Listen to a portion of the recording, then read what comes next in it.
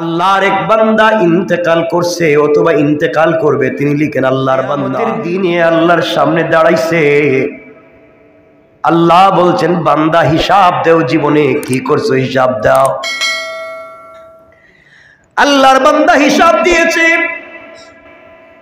নেক আমল আর বদ আমল সমান সমান হয়ে গিয়েছে। আল্লাহ ডাক দিয়ে বলছেন গোলাম, একটা নেক আমল যদি নিয়ে আসতে পারো, একটা নেক আমল হলেই তুমি জান্নাতে পৌঁছে যাবে। গোলাম বলছে আল্লাহ আপনি একটা নেক আমলের কথা বললেন, আমার সন্তানের অভাব নাই, আমার স্ত্রী ভাই বোন মা বাপের অভাব নাই, একটা একটা করে যদি নেক আমল দেয় 2-4 বস্তা হয়ে যাবে। আল্লাহ বলেন বান্দা যা, কিয়ামতের ময়দানে যা। আল্লাহর গোলাম হাসি মুখে একটা নেক আমলের জন্য স্ত্রীর সামনে দাঁড়ায় আর ডাক দিয়া বলে, কলিজার টুকরা স্ত্রী শোনো না, তুমি না আমার পাশে শুইতা, আমার শরীরে মশা বসতে দিতা না, কি খেলে আমার ভাল লাগবে, সব সময় তুমি তো কত কিছুই তো হিসাব করলা। স্ত্রী একটা নেক আমলের জন্য আটকা পড়ছি, তুমি আমার একটা নেক আমল দাও, জীবনে না তোমার জন্য কত কিছুই করলাম।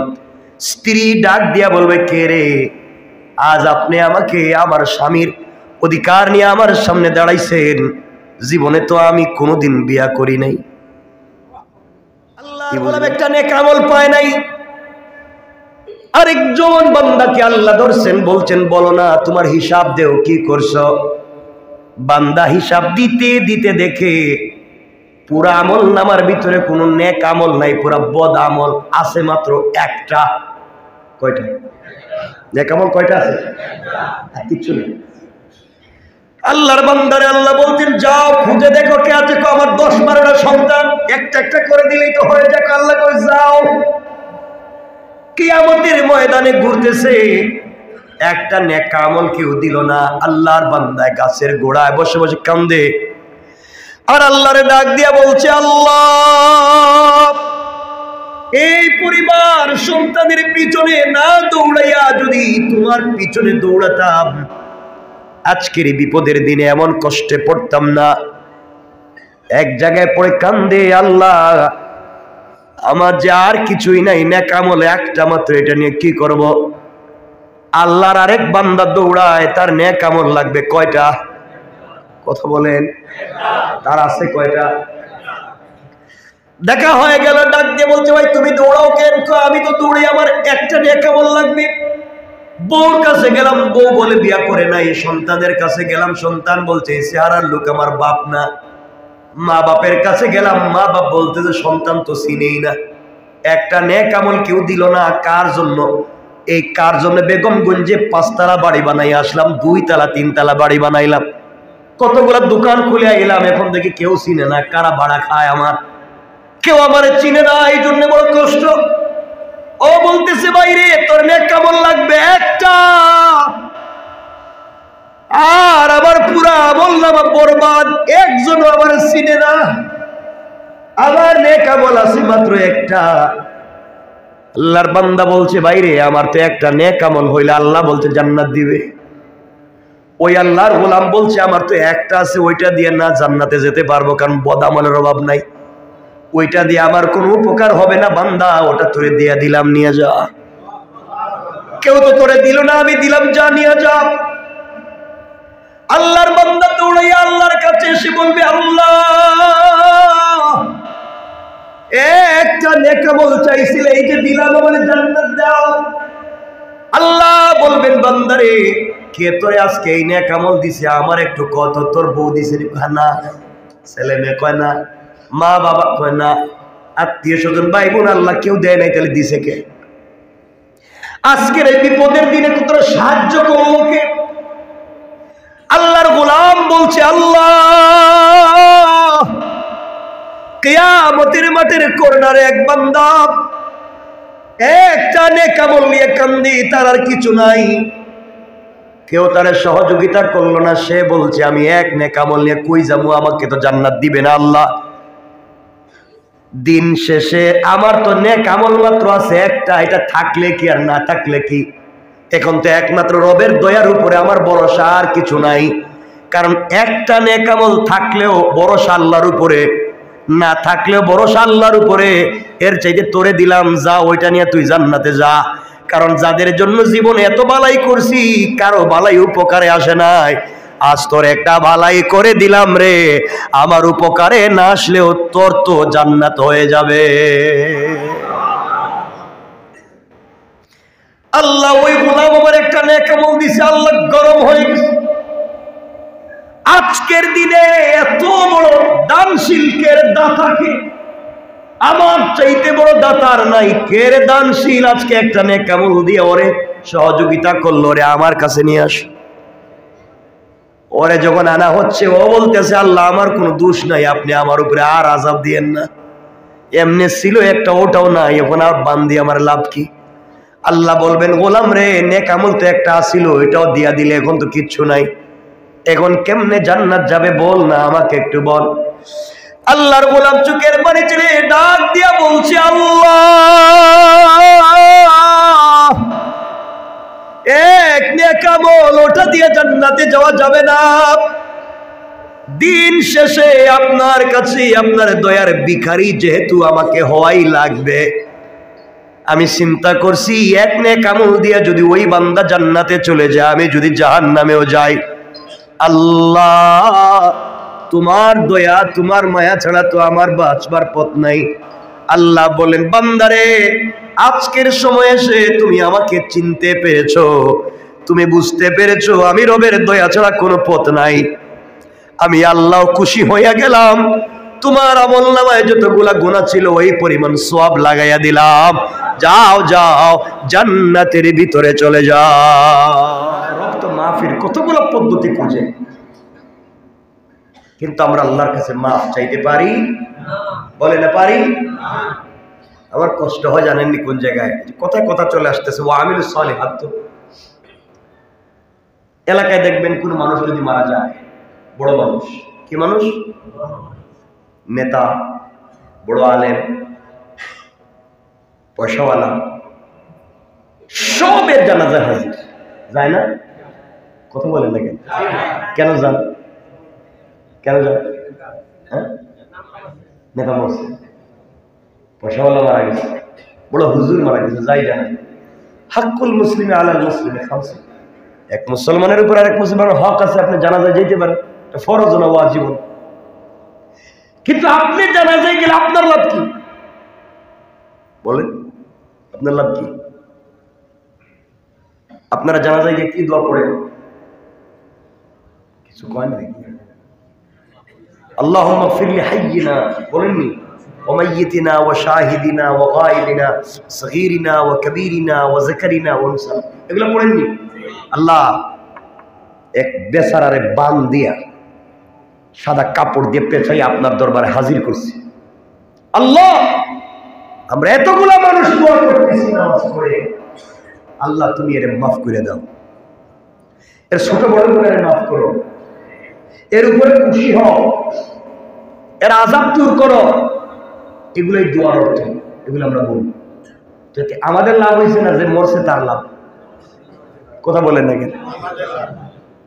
লাভ হয়েছে যে মরছে তার, আমার লাভ কি? আমি তো একজনের জন্য দোয়া করছি, এই কথা কি বুঝলেন? অথচ আমাদের সব থেকে লাভ বেশি একটা বাচ্চার জানাজা যায়।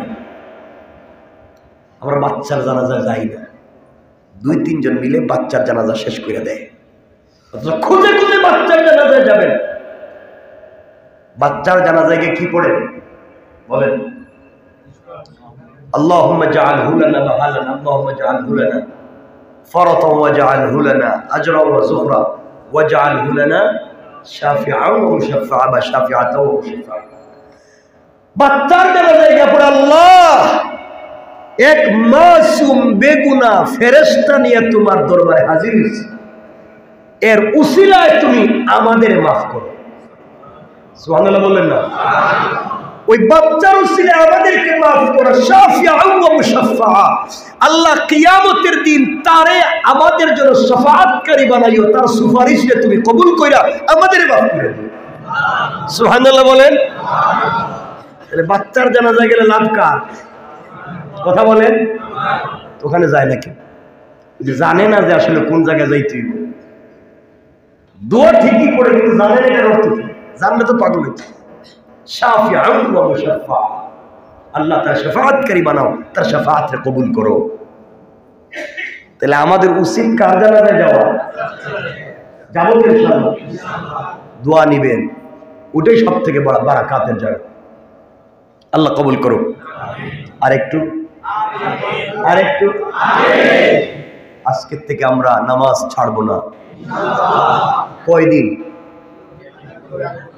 হ্যাঁ, নামাজ ছাড়বো না, সময় মতো পড়বো ইনশাল্লাহ। আস্তে আস্তে ওযু করব, আস্তে আস্তে নামাজে খুশু খুজু আদায় করব, আস্তে আস্তে সাজদায় গিয়ে রবের সঙ্গে কথা বলবো। আল্লাহ বলেছেন, বান্দা তুমি নামাজে আসো, আর কিছু লাগবে না, তুমি আসো, তুমি শুধু আসো। আমি রব কথা দিলাম, তোমার জিন্দগির সকল চাহিদা আমি পুরা করে দেওয়ার ওয়াদা দিলাম। আমরা পারবো না ইনশাআল্লাহ। এই জন্য কথাগুলো দিল দিয়া শুনে নেবার কি বলতে চাই। আল্লাহ রাব্বুল ইজ্জতুল জালাল বলছেন, বান্দারে এই দুনিয়ার জমিনে তুমিও বেশি দিন থাকবা না, আমিও এই দুনিয়ার জমিনে তুমি বেশি দিন থাকবা না, আজ না হয় কাল চলে আসতে হবে। বান্দা দুনিয়ার জমিনে শুধু শুধু সম্পদ রাইখা আইসো না, ওগুলাকে আমার রাস্তায় কাজে লাগাই আসো, সন্তানগুলাকে আমার রাস্তায় কাজে লাগাই আসো। বান্দারে তুমি কবরে যাওয়ার আগে আগে, কবরে আসার আগে আগে ভালো করে কবরের সামান নিয়ে কবর পর্যন্ত আইসো। ওখানে তোমার কারো পরিচয় চলবে না, ওই জায়গায় কেউ কারো পরিচয় দিবে না। কিয়ামতের দিনে মুসিবতের সময় আমার আমলনামা যদি আমার ডান হাতে না আসে, এই পৃথিবীতে বেঁচে থেকে কোনো লাভ নাই, এই পৃথিবীতে কল্যাণের কাজ করে লাভ নাই। যদি কিয়ামতের দিন আপনার আমার আমলনামা আপনার আমার ডাইন হাতে না আসে, কিয়ামতের দিনে আমলনামা যদি ডান হাতে চলে আসে, তার যে আনন্দ ঘুরে বেড়াবে, এই যে দেখো আমার আমলনামা ডান হাতে। আর যার বাম হাতে আমলনামা চলে আসবে, তার কষ্টের আর শেষ থাকবে না। এই জন্য কিয়ামতের দিনে মুসিবতের সময় কান্নাকাটি করার চাইতে জীবিত থাকতে কাঁদতে হবে। আপনি আমি এখনো জীবিত আছি, আপনি আমি আব্দুল কাদের জিলানী, মুঈনুদ্দিন চিশতি, শাহজালাল, শাহপরানের চাইতে আমি আর আপনি এখন এই মুহূর্তে দামি। কথা বলে না কেন? শাহজালালের চাইতে, শাহপরানের চাইতে, মুঈনুদ্দিন চিশতির চাইতে, আব্দুল কাদের জিলানীর চাইতে তুমি আমি এখন দামি। কারণ আব্দুল কাদের জিলানী চাইলে এই মুহূর্তে তিলাওয়াত করতে পারবেন না, চাইলে ইস্তেগফার করে দোয়া করতে পারবেন না। তুমি আমি এখনো জীবিত, চাইলে এখনো তওবা ইস্তেগফার করতে পারি। এই জন্য বাবা, আল্লাহর ওয়াস্তে কিয়ামতের দিন গিয়ে হাজার হাজার হাজার হাজার নেক আমল নিয়ে গিয়ে লাভ হবে না যদি দুনিয়ার জমিনে আমরা বিপদগ্রস্ত হয়ে যাই। এই জন্য একটা সেজদার কত দাম, একটা সেজদার কত দাম। আসমান জমিনে যা আছে সব বিক্রি করে দিলেও মুমিনের একটা সেজদার দাম হবে না। এই কথা বলে আমরা আলোচনা শেষ করব, বলতে বলতে লম্বা করে দিয়েছি। এবার মনোযোগ দিয়ে শুনেন কি বলতে চাই। আল্লাহ তাআলা জিবরিল আমিনকে যখন সৃষ্টি করলেন, জিবরাইল বলছেন, আল্লাহ আপনার সঙ্গে আমি কিছু পার্সোনালি স্পেশালি কথা বলতে চাই। আল্লাহ বলছেন, জিবরাইল বলো না। জিবরাইল বলছেন, আল্লাহ আপনার কাছে আমি জানতে চাই, বলো না কি করলে তোমাকে সন্তুষ্ট করা যাবে। আল্লাহ আমি চাই না তুমি কোনোদিন আমার উপর অসন্তুষ্ট হয়ে যাও, আমি চাই পুরা জিন্দেগি তুমি আমার উপরে সন্তুষ্ট থাকো। কি করতে হবে? আল্লাহ বলেন, জিবরাইল কি করতে চাও? তুমি যদি আমাকে সন্তুষ্ট করতে চাও, তাইলে আরশ, কুরসি, লৌহ কলম, জান্নাত, জাহান্নাম যা সৃষ্টি করেছি যা সৃষ্টি করি নাই সব যদি তুমি আমার কদমে রেখে দাও আমাকে খুশি করতে পারবে না? আয় আল্লাহ, আমি তো খুশি করতে চাই, তাহলে কি করা লাগবে? আল্লাহ বললেন, জিবরাইল, পুরো পৃথিবী দিলে খুশি হব না, জান্নাত দিলে খুশি হব না, কিন্তু কেউ যদি আমার কদমে সিজদায় পড়ে ডাক দিয়া পড়ে সুবহানা রাব্বিয়াল আলা, আমি আল্লাহ বান্দার উপরে খুশি হয়ে যাই, জিবরাইল খুশি হয়ে যায়। এই কথা শুনে জিবরিল আমিন মুস্কি হাসলেন। আল্লাহ, তাহলে আর কোনোদিন আপনি আমার উপরে অসন্তুষ্ট হতেই পারবেন না, কারণ এমন কাজ আমি করব পৃথিবীতে এই কাজ আর কেউ ভবিষ্যতে করতে পারবে না। এই বলে জিবরিল আমিন সিজদায় পড়ে গেলেন। কেউ বলছেন জিবরাইল সিজদা করলেন একাধারে 30,000 বছর সিজদা করলেন, আর কেউ বলছেন 70,000 বছর জিবরিল আমিন একাধারে আল্লাহর কদমে সিজদা করলেন। মাথা উঠায় না, বলছে আল্লাহ তুমি সন্তুষ্ট না হলে আমি কিন্তু মাথা উঠাবো না। এতদিন পরে আল্লাহ বলছেন মাথা উঠাও। জিবরিল আমিন মাথা উঠালেন। আল্লাহ, এত লম্বা সিজদা করছি, আমার মনে হয় কিয়ামত পর্যন্ত এত লম্বা সিজদা দেওয়ার মতো কেউ হায়াত পাবে না। তুমি বলো না আমি তোমাকে সন্তুষ্ট করতে পারলাম কিনা, তুমি খুশি হইলে কিনা? আল্লাহ বলছেন, জিবরাইল, এই প্রশ্নের জবাব জানবার আগে আমার আরশে আজিমের দিকে একবার তাকাও। জিবরিল আমিন বলছেন, আল্লাহ, আপনার কাছে জবাব চাইলাম, সিজদা দিলাম, খুশি হইলেন কিনা জানতে চাই, আর তুমি বলো আরশে আজিমের দিকে তাকাবো, ওখানে কি? আরশে আজিমের দিকে তাকাইয়া দেখো, ওখানে লেখা লা ইলাহা ইল্লাল্লাহু মুহাম্মাদুর রাসূলুল্লাহ। আল্লাহ, 70,000 বছর সিজদা করলাম, তুমি সন্তুষ্ট কিনা জানতে চাইলাম, আর তুমি কিনা আমার কালিমা দেখাইয়া দিলা। এই কালিমা দিয়ে আমি কি করব? এই কালিমার সঙ্গে আমার সম্পর্ক কি? আল্লাহ বলেন, শোনো জিবরাইল, শোনো, এবারে শোনো, তুমি যদি জবাব জানতে চাও এবারে শোনো জিবরাইল, এই কালিমা এই জন্য তোমার দেখাইয়া দিলাম, তুমি 70,000 বছর সিজদায় পড়ে বলতে চাইছো আমি খুশি হইলাম কিনা। জিবরাইল, জিবরাইল রে, এই কালিমা আখিরি জামানার পয়গম্বরকে আমি হাদিয়া করব। আখিরি জামানার পয়গম্বর, আমার কলিজার টুকরা বন্ধু হাবিবুল্লাহর উম্মতেরা দুনিয়ার জমিনে যাওয়ার পরে প্রতিদিন 17 রাকাত নামাজ ফরজ পড়বে। কত রাকাত? সবাই বলেন না। ফজরের নামাজ 2 রাকাত, জোহরের নামাজ 4 রাকাত। কত হইল? কত হইল? আসরের 4 কত হইল? মাগরিবের 3 কত হলো? এশার 4 কত হলো? আল্লাহ বলেন, আখিরি জামানার উম্মতেরা, আমার গোলামেরা, প্রতিদিন কমপক্ষে 17 রাকাত সালাত ফরজ পড়বে। 17 রাকাত সালাত ফরজ পড়বে, প্রতিদিন 5 ওয়াক্ত নামাজ ফরজ পড়বে, 5 ওয়াক্তে 17 রাকাত সালাত ফরজ পড়বে। প্রত্যেকটা রাকাতে কমপক্ষে 2টা করে সিজদা দিবে, প্রত্যেকটা সিজদায় কমপক্ষে 3 বার করে পড়বে সুবহানা রাব্বিয়াল আলা। জিবরাইল, শুনে রাখো, 70,000 বছর সিজদা দিয়া খুশি হইছি কিনা জানতে চাও?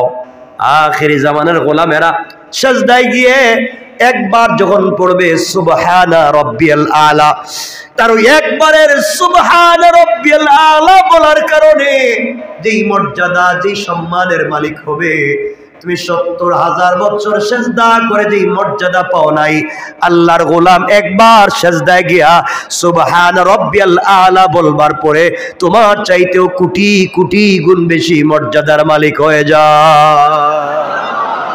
আল্লাহু আকবার। চিন্তা করেন একটা সিজদার কত দাম। এই জন্যে নেক আমল করব, সিজদা দেব ইনশাআল্লাহ। আমার জন্য দোয়া চাই, আপনাদের জন্য দিল থেকে দোয়া থাকবে। নাজির ভাই তার মা বাবার জন্য দোয়া চেয়েছেন। এক ভাই বিদেশ যাবেন, কাগজপত্র জমা দিয়েছেন, সহি সালামতে যেতে পারেন, দোয়া চেয়েছেন। সবাই দোয়া করবেন। আমার জন্য দোয়া চাই, নাকি দোয়া করবেন তো ইনশাআল্লাহ? না মনে হলে দোয়া করবেন, মনে তো হওয়ার কথা না, মাঝে মাঝে হইতে পারে মনে। করবেন তো ইনশাল্লাহ? আমিও আপনাদেরকে মন খুলে আপনাদের জন্য দোয়া করব।